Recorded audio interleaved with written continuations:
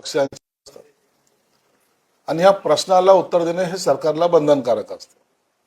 म्हणून हे उत्तर देण्यासाठी मंत्रिमंडळातील अनेक मंत्री उपस्थित असतात. काही मंत्री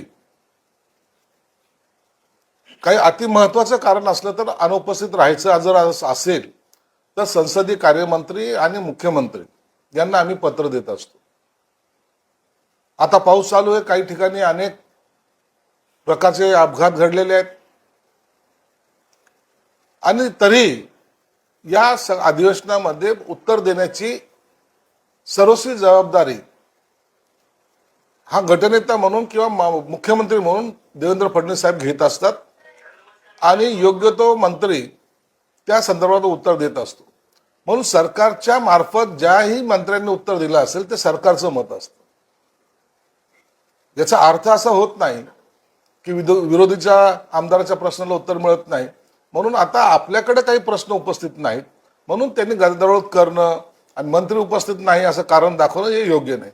जर उत्तर मिळत नसेल तर निश्चित विरोधी पक्षाच्या आमदारांनी सभापतीला असेल, अध्यक्षाला असेल जाब विचारता येतो आणि ते माध्यम त्यांना अवेलेबल आहेत.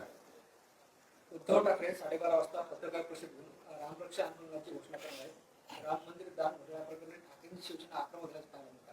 आता उभाटाकडे काही कार्यक्रम राहिले नाही का? एवढा पक्षाची इकडची वाताहत झालेली आहे, झाला दौरा झाला, आता त्यांनी राम मंदिराचा त्याच्या हात घेतायत. घ्या ना, निश्चित घ्या, पण एकदा जाऊन तिथं भेट तर द्या. ते राम मंदिर कसं आहे ते एकदा पाहतं खरं.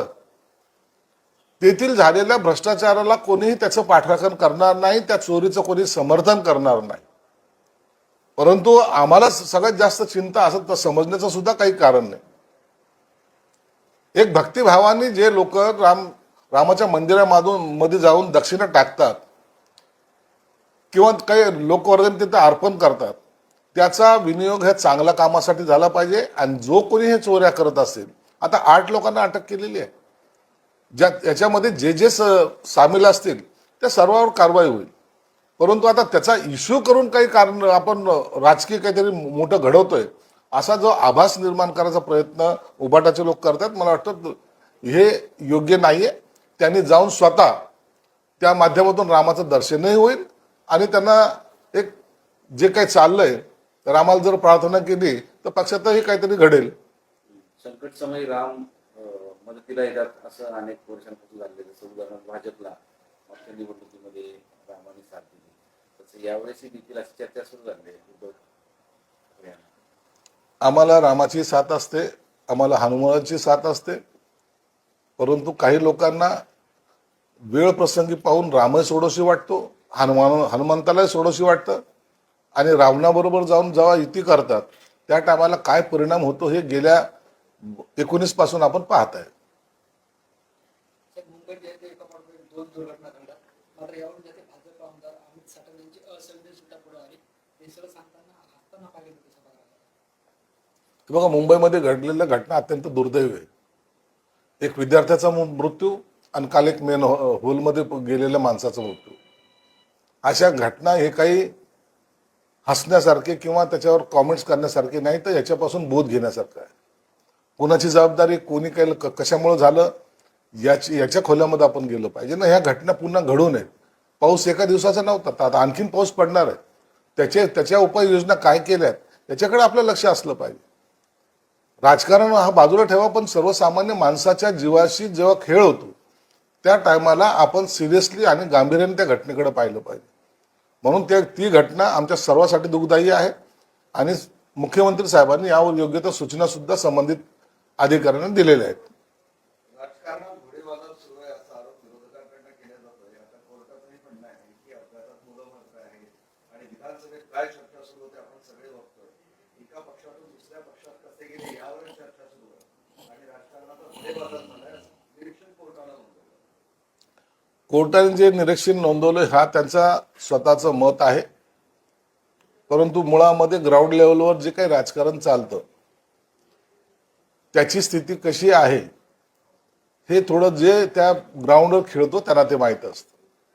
म्हणून घोडेबाजार झालाय का वैतागून गेले किंवा त्यांना त्यांच्यावर असलेले काही दबाव हे जे काही असतील तर ह्या गोष्टीचं सुद्धा निरीक्षण कोर्टाने केलं पाहिजे.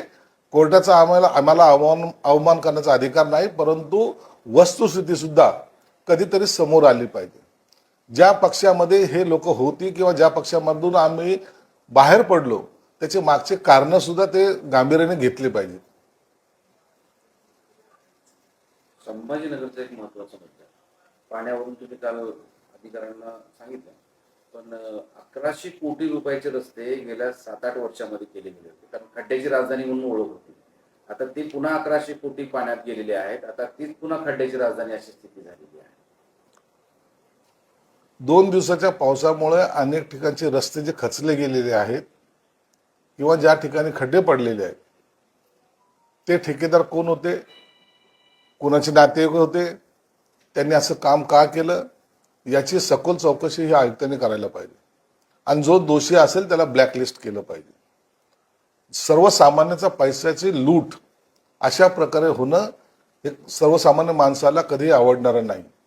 म्हणून मला वाटतं आयुक्तांना मी सुद्धा सूचना देईल आणि याची चौकशी करून संबंधितावर फौजदारी स्वरूपाचे गुन्हे सुद्धा दाखल करावेत असे मी त्यांना निर्देश सुद्धा देणार आहे. पण पाणीपुरवठा योजनेच्या कामासाठी सगळं अख्खं शहर उकरून काढले.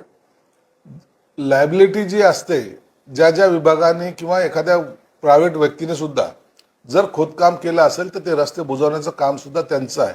म्हणून या सर्वांवर एकदा तरी कठोर कारवाई होणं गरजेचं आहे. साहेब, भोंदू अशोक खरात प्रकरणात आता एक चित्रपट येतोय, मात्र रुपाली चाकणकरांनी त्यावर आक्षेप घेतलाय. जर व्यतिरेक साकारायचा असेल तर परवानगी घ्यावी लागेल असं त्यांनी म्हटलं. आता हा कायदेशीर भाग आहे. भोंदू खरात प्रकरणामध्ये कसे प्रकरण घडले याचं चित्रपट त्याच्यावर निघलाय. त्याच्यात काय काय रेखा मांडलेल्या आहेत आता हे पिक्चर पाहिल्याशिवाय कळणार नाही. परंतु जर रुपाली चाकणकरांचा आक्षेप असेल तर निश्चित कायदेशीर बाबी त्यांनी बाकीच्या लोकांनी तपासून घेतल्या पाहिजे. एखाद्याचं चरित्र हनन करण्यात अगोदर किंवा एखाद्याच्या बद्दल त्याच्या जीवनावर चित्रपट काढायचं जर असेल तर परवानगी लागते असं माझं सुद्धा मत आहे. मुख्यमंत्री म्हणून फडणवीसांचं हे शेवटचं अधिवेशन आहे. आदित्य ठाकरेंची प्रतिक्रिया. आदित्य ठाकरेला काय माहिती आहे? शेवटचं अधिवेशन आहे का आणखीन अधिवेशन चालणार आहेत? मग शेवटच्या अधिवेशनानंतर मुख्यमंत्र्यांचं काय भूमिका काय असणार आहे? आदित्य ठाकरेंना आता संजय राऊत सारखे हेडलाईन देण्याची सवय झालेली आहे आणि त्याचा परिणाम आमच्यावर होणार नाही.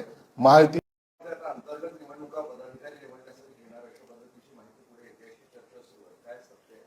नाही, अशा कोणत्याही निवडणुका त्याच्या शेतात गेला पाहिजे. त्यासाठी डिझेलसाठी जो खर्च येईल तो सुद्धा डीपीसी मधून द्यावा असे सुद्धा निर्देश देण्यात आलेले आहे. म्हणून शेतकऱ्याची जमीन सुपीक झाली पाहिजे, त्याला उत्पन्न जास्त आलं पाहिजे, यासाठी सरकारने घेतलेला एक चांगला निर्णय. आमदार रोहित पवार यांनी उपमुख्यमंत्री एकनाथ शिंदे यांची भेट घेतली, अनेक मुद्द्यावर चर्चा केली. मात्र जी आपण राज्यात राजकीय परिस्थिती पाहतो त्या अनुषंगाने ते वेगळं सुद्धा चर्चा करतात. रोहित पवारने आता का भेट घेतली त्याचं कारण काही मी सांगू शकत नाही. परंतु आता याचा अर्थ ज्याला जसा घ्यायचा त्यांनी तसा घ्यावा. अमोल कोल्हेचं वेगळं वक्तव्य आहे, आज यांची भेट होते. म्हणून मला तरी वाटतं रोहित पवारांचं नेमकं मनात काय चाललंय किंवा त्या पक्षामध्ये काय चाललंय हे काही दिवसांत आपल्याला कळेलच. चल, ओके. अमित सर, एक वीडियो वायरल हो रहा है जिसमें अमित साटम जो है जयंत पाटिल से कहते हुए दिखाई दे रहे हैं, हंसते हुए दिखाई दे रहे हैं कि कल एक पेड़ पे और दूसरा आज मैं. देखिए, कल के घटना के बारे में ही चर्चा हो रही थी, ऐसा आप बोल नहीं सकते. लेकिन कल की जो दुर्घटना घटी है उसके पहले एक दुर्घटना घटी थी, एक स्टूडेंट का डेथ हो गई थी झाड़ बस पे गिर के. कल एक मैनहोल में एक आदमी बह के गया. तो ये जो दुर्घटना है ये बहुत ही संवेदनशील है और उसके बारे में कोई भी उसका मजाक नहीं उड़ा सकता. इसके बारे में महानगर पालिका ने अभी बरसात की शुरुआत हुई, अभी और बरसात होने वाली है, तो महानगर पालिका ने उचित कार्रवाई करना चाहिए. संजय राउत ने ट्वीट किया है जिसमें उन्होंने कहा है कि जैसे मुंबई में अंडरवर्ल्ड था वैसे ही अयोध्या में भाजपा द्वारा चलाए जाने वाला अंडरवर्ल्ड बन चुका है. राम मंदिर में डकैती डाली गई है. अंडरवर्ल्ड की तुलना राम मंदिर से करना ये बहुत ही गलत बात है. वहां अगर किसी ने भ्रष्टाचार किया है, पैसे की अगर कोई लूट की है तो वो जनते का पैसा है. और ऐसे वक्त उनके ऊपर कार्रवाई होना ये जरूरी है, वो कोई भी हो। लोगों के भावना के साथ खिलवाड़ करना या तो उनके आस्था को ठेस पहुंचाने वाली कोई भी घटना होना ये उचित बात नहीं है। इसलिए सरकार उनके ऊपर कार्रवाई करेगी। 8 लोगों को अरेस्ट किया गया है और बाकी की जो है उनको भी सरकार अरेस्ट जरूर करेगी। हाईकोर्ट की मुंबई हाईकोर्ट की ओर से कहा गया है कि मुंबई हाई कोर्ट ने जो कहा है कि घोड़े बाजार हो रहा है, कई लोग बेचे जा रहे हैं या तो गलत खटले उनके ऊपर दाखिल किए जा रहे हैं, वो उनका निरीक्षण है। लेकिन हकीकत कुछ लोग पार्टियों के नेताओं से परेशान होकर पार्टी छोड़ रहे, ये भी हकीकत है। ये शायद उनके सामने आई नहीं। सर एक विषय असा आहे मुंबई की जिल्हा मध्यवर्ती बँक जिल्हा मध्यवर्ती बँकेमध्ये अंबादास दानवे तुमच्या पॅनलमध्ये आहे, त्यावरून राज्यभरामध्ये चर्चा सुरू झालेल्या आहेत. त्यांच्याच पक्षाकडून त्यांच्यावरती टीका होतीये, दुसऱ्या बाजूला तुम्ही संभ्रमाचं होत आहे. सहकार क्षेत्रामध्ये काम करत असताना सर्वांनी बरोबर काम केलं पाहिजे। ही जिल्हा मध्यवर्ती बँक ही शेतकऱ्याची बँक आहे आणि त्याला अंबादास दानवेने पाठिंबा दिला आहे आणि तो स्वतः त्या पॅनलमध्ये आमच्या पॅनलमध्ये उभा आहे। म्हणून याला राजकीय दृष्टिकोनातून तो न पाहता एक सहकार क्षेत्रातली बँक इथपर्यंत पाहिले तर बरं होईल। परंतु तरी भविष्यामध्ये असाच जर एकमेकाच्या हातात हात घेतला तर मला वाटतं आपल्या सगळ्या राजकारणाला एक चांगली दिशा सुद्धा मिळू शकते। म्हणून अंबादासने एक चांगला निर्णय घेतलाय। ही सुरुवात आहे, भविष्यातही त्यांनी एक राहावं अशी आमची सुद्धा अपेक्षा है। सर हाईकोर्ट ने यह भी कहा है कि सभी नागरिकों को भारत सरकार का गुलाम बनाया जा रहा है, वे विरोध प्रदर्शन नहीं कर सकते, आंदोलन भी नहीं कर सकते। ऐसी कोई घटना घटी तो हाईकोर्ट है, उनको पूरा पावर है। कोई गलत खटले दाखिल कर रहा है या तो कोई गलत प्रेशराइज कर रहा है तो हाईकोर्ट उनको बुला के समझ भी दे सकती है और उनके ऊपर कार्रवाई भी कर सकती है।